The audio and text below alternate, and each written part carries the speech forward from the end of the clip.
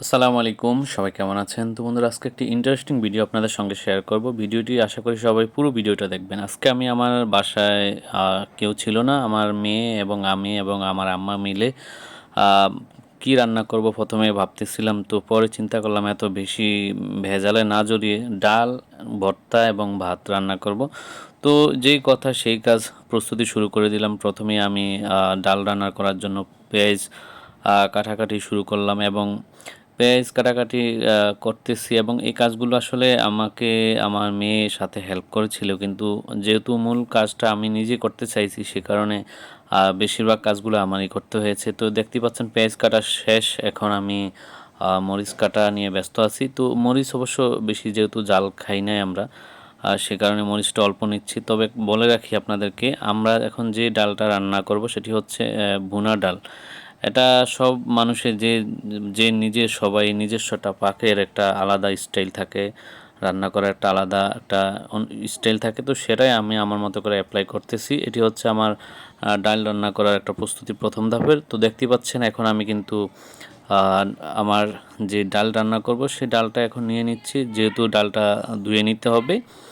তো ডালটা ধুয়ে নিচ্ছি এবং ধুয়ে নেওয়ার পর আমি এই ডাল দিয়ে আসলে কিভাবে রান্নাবান্না শুরু করব সেটি আপনাদের সঙ্গে শেয়ার করব। পুরো ভিডিওটা দেখবেন, তাহলে হয়তো বুঝতে পারবেন এবং মজা পাবেন। তো আসলে আমি কিন্তু রান্নাবান্না কখনোই করি না, আগে হয়তো ছোটোবেলায় মাঝে মাঝে করতাম, কিন্তু কখনোই রান্নাবান্না করি নাই এবং রান্নাবান্না না করার কারণে আমি ভুলেই গেছি আসলে কীভাবে রান্না করতে। তারপরও একটু চেষ্টা করলাম। তো ডাল ধোয়া শেষ, এখন আমি প্রথমে কড়াইটা চুলায় রাখলাম এবং একটু গরম হওয়ার জন্য অপেক্ষা করলাম। তারপর আমি তেল দিয়ে দিলাম।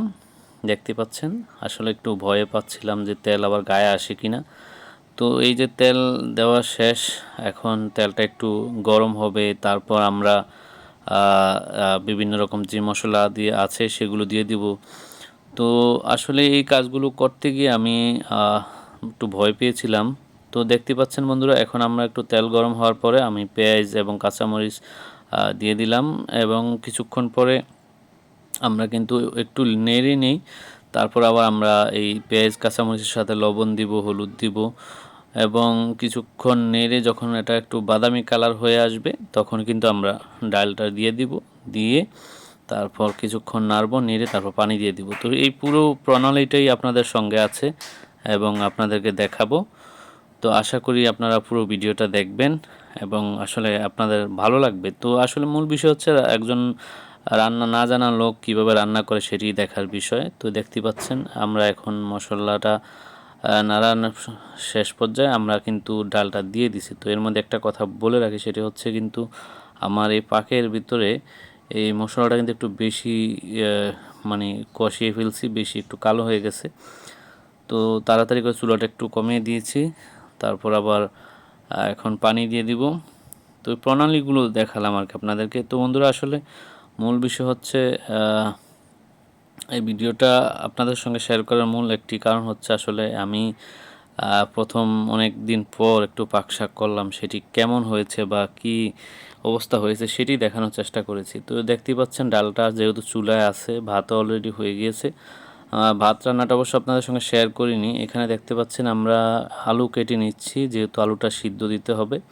আলুটা সিদ্ধ করে তারপর আমরা আলু ভর্তার জন্য প্রণালী তৈরি করব। তো এর মধ্যে আলু তো এখনকার সিজনে আলু বেশি একটা ভালো না, আলুর ভিতরে একটু পচা টচা থাকে, সেগুলো একটু কেটে কুটিয়ে ফেলে দিতে হয়।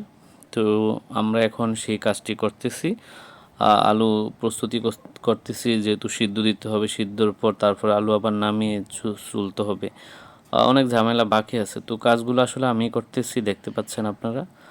আর আমার কাজে হেল্প করেছে পাশাপাশি আমার আম্মা এবং আমার মেয়ে সাকিবা। তো এই দেখতে পাচ্ছেন আমি কিন্তু আলু অলরেডি চুলায় চড়িয়ে দিয়েছি, আর এইদিকে আমার যে ডালটা আছে সেটা কিন্তু অলরেডি একটু হওয়ার পথে আর কি, আগুন দিয়ে দিয়েছি, এগুলো হচ্ছে। তো এই হচ্ছে অবস্থা, একটু নেড়ে দিলাম মশলাগুলো যেন একদিকে না থাকে। এর মধ্যে আমার ডালটা অনেকটাই উতরিয়ে গেছে আর কি, এটাকে উতরানো বলে, গরম হয়ে গিয়েছে, সিদ্ধ হওয়ার পথে।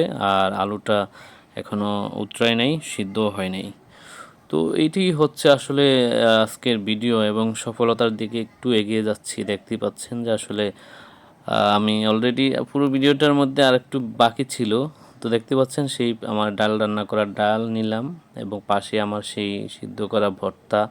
এখানে আরও প্রণালীর ভিডিও ছিল, সেগুলো আমি নিইনি, অনেক বড় ভিডিও হয়ে যাবে সে কারণে। তো বন্ধুরা, সবাই ভালো থাকবেন, সুস্থ থাকবেন। ভিডিওটা ভালো লাগলে অবশ্যই লাইক, কমেন্ট, শেয়ার করে দিবেন।